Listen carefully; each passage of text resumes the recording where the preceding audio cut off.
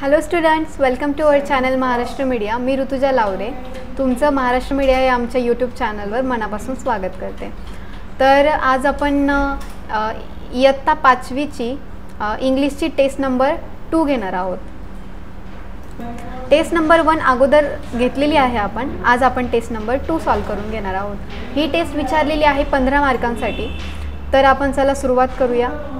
तर question number 1 आहे, choose young ones of the given animals. आपल्याला खालील प्राण्यांची पिल्लांची नावे निवडायची आहेत.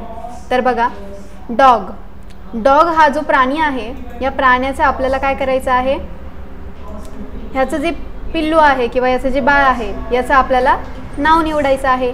मग डॉगच्या पिल्लाला काय म्हणतात? किटेन म्हणतात का? नाही. पपी म्हणतात का? तर येस. कोल्ट म्हणतात का? नाही. कोल म्हणतात का? नाही. म्हणजे पपी म्हणतात. म्हणजे आपण त्याच्यावर बरोबर टिक करायचे आहे. त्यानंतर पुढचा आहे प्राणी टायगर. तर टायगरच्या पिल्लाला काय म्हणतात? टायगरच्या पिल्लाला कफ म्हणतात का? नाही. बग म्हणतात का? नाही. किड म्हणतात का? तर नाहीच नाही. मग याला काय म्हणतात? कब म्हणतात. ओके. तर त्यानंतर पुढचा प्रश्न आहे, प्रश्न क्रमांक 2A. Your friend is angry with you, then what message will you say. तुमचा मित्र म्हणजे तुमच्यावर काय चिडलेला आहे, मग तुम्ही त्याला काय मेसेज देणार? म्हणजे तुमचा मित्र तुमच्यावर चिडला आहे, रागवलेला आहे, तर तुम्ही त्याला काय म्हणाल बरं? तर थँक्यू म्हणाल? नाही. बेस्ट ऑफ लक म्हणाल? तो एक्झामला तर जातच नाही आहे. कॉंग्रॅच्युलेशन्स म्हणाल? नो. आय एम सॉरी म्हणाल. ओके. जर तुमचा मित्र तुमच्यावर चिडला आहे तर तुम्ही त्याला काय म्हणणार? I am sorry. त्यानंतर आपण वळूया आपल्या पुढच्या प्रश्नाकडे. पुढचा प्रश्न आहे आपला क्वेश्चन नंबर 2 मधला बी. Choose incorrect option. तर आपल्याला इनकरेक्ट ऑप्शन चूज करायचा आहे. तर बघा, वेकअप अर्लियर. आता इनकरेक्ट ऑप्शन निवडायचा आपल्याला यामधून. लवकर उठलं पाहिजे का? तर येस.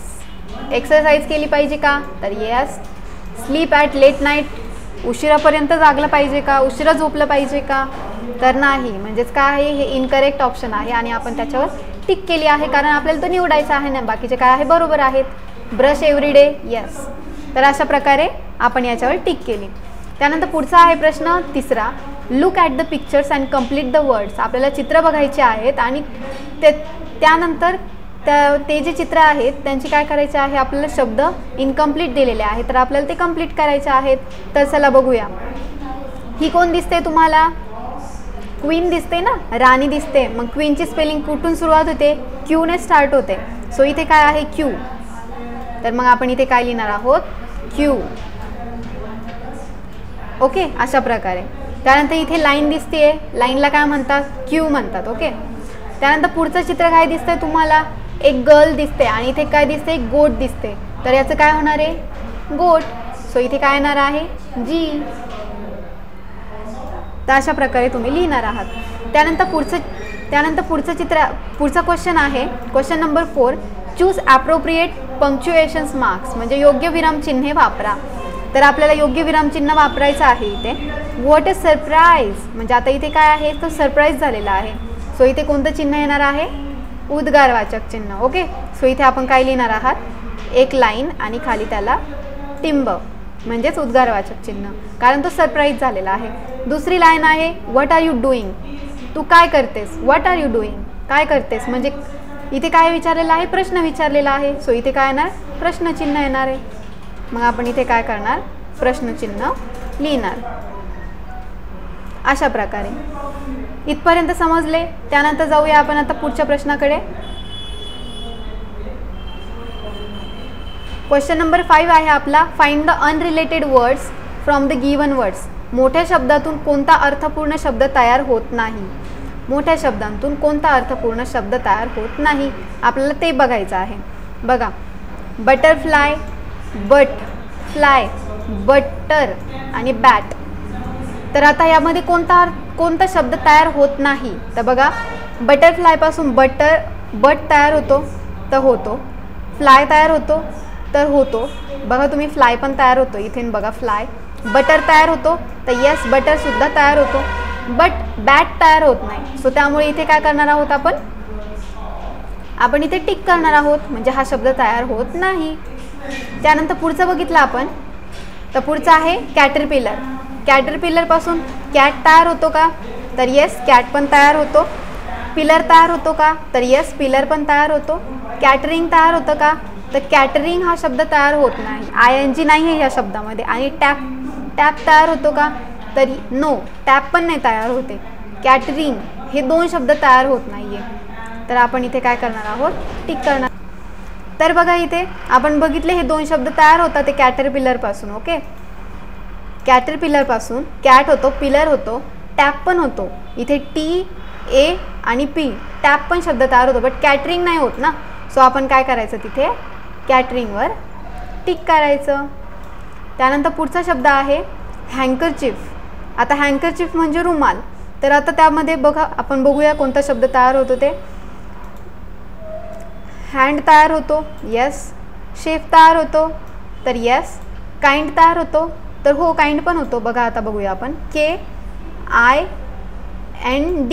काइंड पण तयार होतो. बट चिल तयार होतो का? इथे कोणत्याही प्रकारचा L दिसत नाही आहे इथे आपल्याला. सो इथे काय आहे? चिल. सो आपण इथे काय करणार आहोत? चिलवर टिक मार्क करणार आहोत. ओके, तर वळूया आपण आता आपल्या पुढच्या प्रश्नाकडे. आपला पुढचा प्रश्न आहे प्रश्न क्रमांक 6. Name the picture to complete the following sentence. चित्रासाठी योग्य शब्द निवडून खालील वाक्य पूर्ण करा. आता खाली चित्र दिसतंय तुम्हाला. हे Munnu saw some strings of flowers in the market. आता हे फ्लावर्सच दिसत आहेत ना तुम्हाला, दिसत आहेत ना फ्लावर्स. सो हे फ्लावर्स आहेत. मग इथे आपल्याला ओळखायचं आहे फक्त की चित्रात काय दिलेलं आहे. मग बघा, फ्रूट्स दिलेत का? नाही. हे फ्रूट्स दिसत आहेत? नो. फ्लावर्स दिलेत? येस. टोमॅटोज नाही दिसत आहे, पोटॅटोज पण नाही दिसत आहे. So correct answer is flower, right. त्यानंतर वळूया आपण आपल्या पुढच्या प्रश्नाकडे. पुढचा क्वेश्चन आहे आपला question number 7A. Choose the correct action word for the following pictures. आता तुम्हाला इथे पिक्चर दिसतोय हा. तर आता ह्या पिक्चरला काय करायचं? आपल्याला योग्य शब्द निवडायचा आहे फक्त. मग हा जो बर्ड दिसतोय आपल्याला काय करतोय? फ्लाय करतोय. मग सिंग करतोय का? नाही. स्लीप करतोय का? नो. रायटिंग पण नाही करत आहे, तो मॅन नाही आहे आपल्यासारखा. सो फ्लाइंग करतोय. सो आपण त्यावर टिक केली. त्यानंतर वळूया आपण आपल्या पुढच्या प्रश्नाकडे. आपला क्वेश्चन नंबर 7B आहे. मल्हार कॉफ अ डॅश डॅश फिश. मल्हारने कोणत्या कलरची फिश घेतली आहे ते विचारलंय त्यांनी. मग आता कोणता दिसतोय हा कलर? आपल्याला गोल्डन दिसतोय. सो इथे ग्रेडी दिसतोय? No. Kind? No. Wise? No. So golden. So it's a correct option. त्यानंतर वळूया आपण आपल्या पुढच्या प्रश्नाकडे. आपला पुढचा प्रश्न आहे question number 8. Which punctuations marks are used in the sentence. कोणतं वाक्यात कोणतं विरामचिन्ह वापरलेलं आहे आपल्याला ते लिहायचं आहे. तर बघा, आपल्याला वाक्य दिलेली आहे क्वेश्चन मार्क फुल स्टॉप आणि इथे कॉमा दिलेला आहे. तर आपण पहिले आता वाक्य बघूया. ॲपल, मँगो, ऑरेंज अँड गवा आर फ्रूट्स. तर आपल्याला हे वाक्य दिलेलं आहे. या वाक्यामध्ये आपल्याला ओळखायचं काय आहे की या वाक्यामध्ये कोणतं विरामचिन्ह वापरलं आहे, पंक्च्युएशन्स वापरलेले आहेत.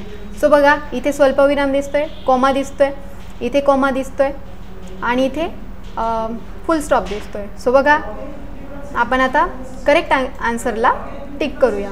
Question mark full stop no. Question mark comma no. Apostrophe full stop no. तर कॉमा अँड फुल स्टॉप. अशा प्रकारे त्याला टिक करायचं आहे. पुढचा प्रश्न घेऊया आपण. So students, this is the last questions of our unit. This is the last questions of our test. So अशा प्रकारे आपली इथे स्टँडर्ड 5ची इंग्लिशची टेस्ट नंबर 2 संपलेली आहे. टेस्ट नंबर 3 आणि पुढच्याही टेस्ट इंग्लिशच्या किंवा इतर स्टँडर्ड्सच्या आपण तुमच्यापर्यंत लवकर पोहोचवणार आहोत. तर तुम्ही रोज नवनवीन व्हिडिओज महाराष्ट्र मीडिया या चॅनलवर बघत चला आणि चॅनलला लाईक आणि सबस्क्राईब करा. थँक्यू.